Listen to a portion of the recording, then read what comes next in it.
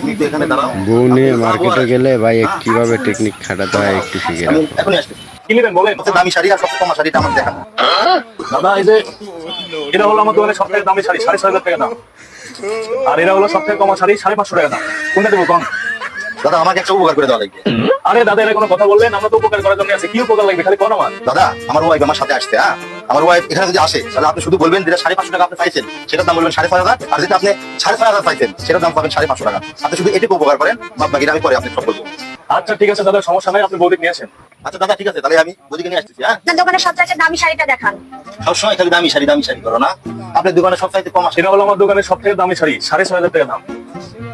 এটা হলো সবথেকে কম শাড়ি, 550 টাকা দাম। বৌদি আপনার যেটা পছন্দ আপনি সেটা নেন।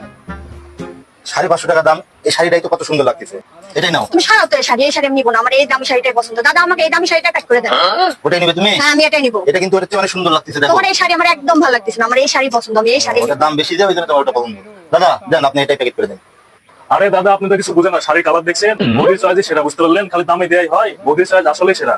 বৌদি আপনি কিছু মনে করেন না, জানেন দাদা বুঝে না। ঠিকই বলেছেন দাদা, ও কিচ্ছু বোঝে না, খালি কম দামি জিনিস পছন্দ করে। আচ্ছা দাদা আসি। তুমি একটু ওখানে যাই দাঁড়াও, আমি দাদা বিলটা দিয়ে আসতেছি। আচ্ছা ঠিক আছে। আমার মাথাতে কিছুই ঢুকলো না, আপনি 550 টাকা দামের শাড়ি বৌদিক দিয়ে 6,500 টাকা দিয়ে হলেন, ঘটনা কি একটু খুলে গন্ত?